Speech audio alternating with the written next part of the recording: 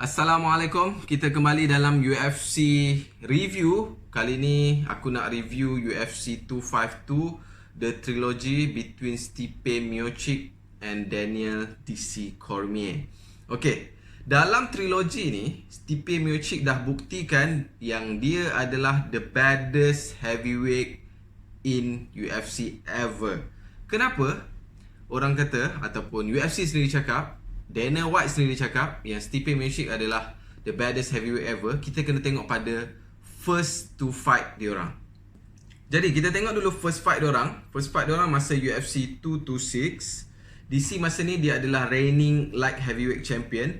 Dia naik ke heavyweight untuk cabar Stipe Miocic. Yang baddestnya, sebab time ni Stipe adalah heavyweight champion with most title defense.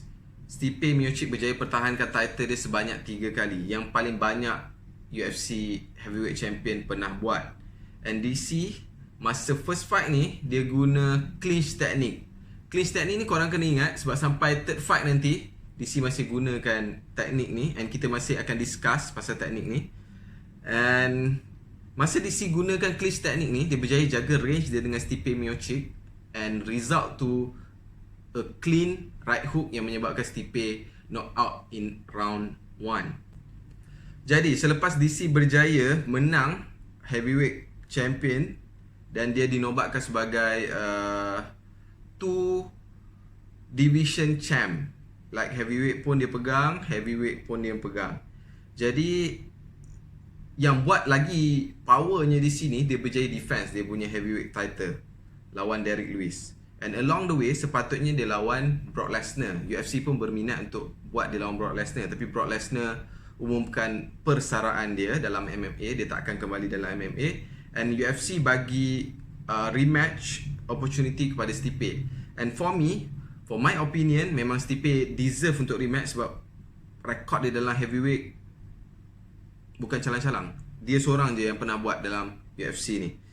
And the second fight, UFC 241 sekitar Julai 2019, tahun lepas, Stipe menang KO round 4. Yang menyebabkan kali ni Stipe the baddest pula sebab dia kalahkan DC masa DC dalam ranking pound for pound number 1. Dia dalam ranking semua fighter, tak kira division, DC adalah nombor 1, and Stipe berjaya kalahkan dia.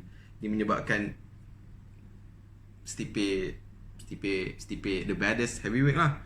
Jadi yang menyebabkan DC tak puas hati dalam UFC 241 ni, dalam diorang punya second match, sebab DC dia dominate round 1 to round 3. And kita boleh cakap memang DC menang 30-27 clean. DC akan menang di second fight. Tapi Stipe dia berjaya buat some adjustment and they found loophole dalam DC punya strategi. Dia bagi clean body shot kepada DC dalam 13 to 15 strike and result to a strong punch to DC, and Stipe menang KO round number 4. Jadi sedikit fakta untuk DC, selepas daripada match kedua ni, memang ada berita ataupun ada ura-ura yang kata DC akan retire after this second match. Tapi sebabkan DC kalah, dia masih tak puas hati, yang membawa kepada the third fight, UFC 252. Sekarang kita review pula UFC 252, the third fight. Kita try breakdown round by round. Okay, untuk round nombor 1, ROI bagi Stipe menang 10-9.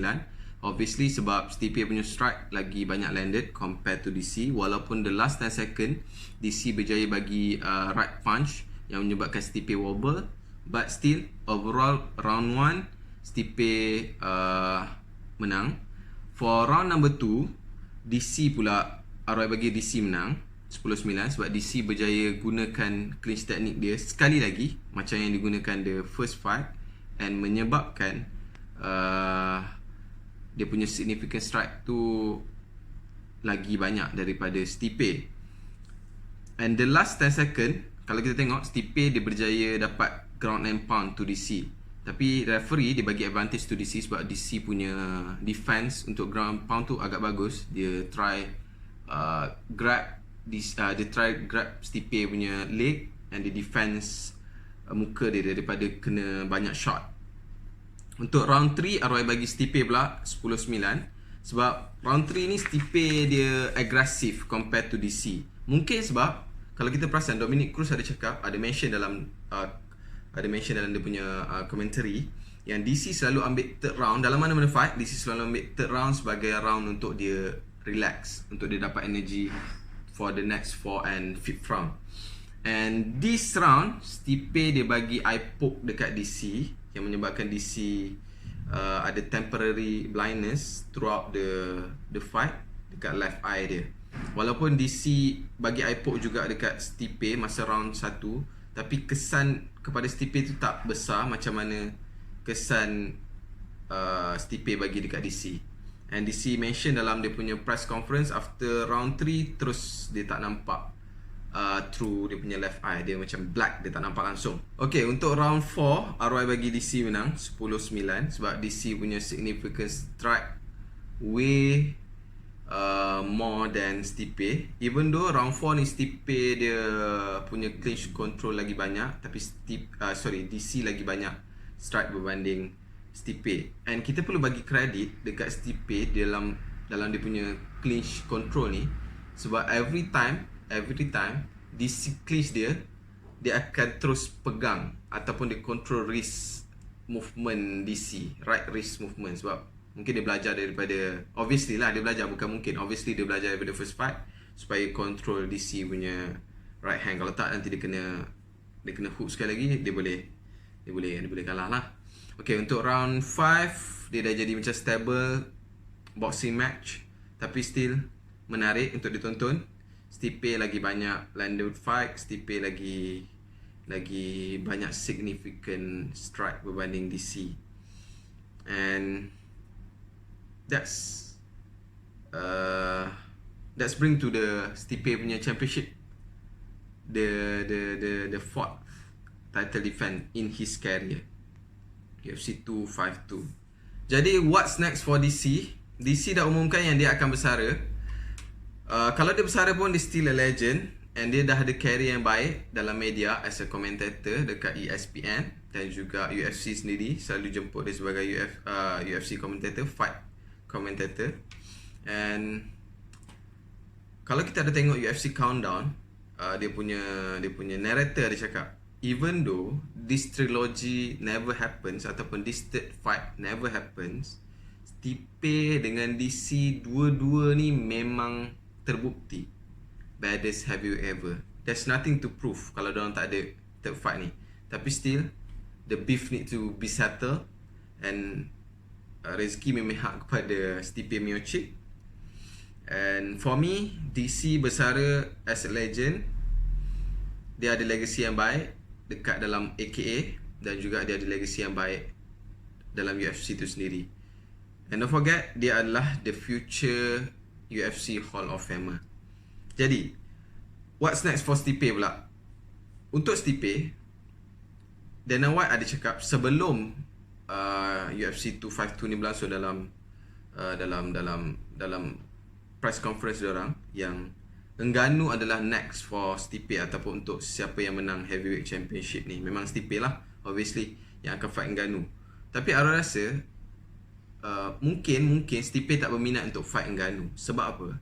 Sebab dulu masa UFC 220 Miocic versus Ngannou 1 ataupun Miocic versus Ngannou, Stipe Miocic berjaya kalahkan Ngannou dalam keadaan Ngannou ni undefeated in UFC, dan dia ada 10 fight win streak, and dia berjaya buktikan yang Ngannou time tu dah ada that kind of knockout power, and dia berjaya neutralize that knockout power, and dia berjaya out wrestle Ngannou, yang menyebabkan kita boleh cakap round 1 to round 5 memang Miocic control the whole, ataupun bukan control, dominate the whole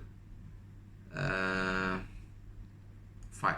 Control dengan dominate sama lah by the way kan. ROI lagi berminat kalau Stipe ambil fight untuk lawan dengan Jon Jones. Obviously, kalau Stipe lawan dengan Jon Jones, dia akan bring more hype to the fight. And kita tahu kalau fight tu hype dia tinggi, dia akan bring more financial benefits and popularity to the fighter.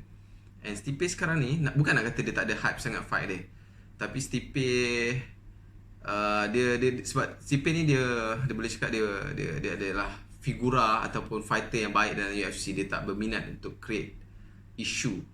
Tu sebab dia kurang popular. Sebab orang suka UFC ni, salah satu sebab the drama behind the fight tu. Jadi Ara lagi berminat kalau Stipe for the next fight dia akan jumpa dengan Jon Jones. Tapi kesian juga dengan Ngannou, sebab Ngannou sekarang dia ada 4 fight win streak. Jadi mana-manalah, keputusan terletak pada tangan Stipe. Cuma Ara berminat untuk tengok dia lawan dengan Ngannou. Dia lawan dengan Jon Jones. Baik, itu saja UFC 252 review. Kalau ada sebarang komen, boleh komen dekat bawah. Kalau nak apa lagi? Kalau nak subscribe, tekan subscribe. Jangan lupa tekan like. Assalamualaikum.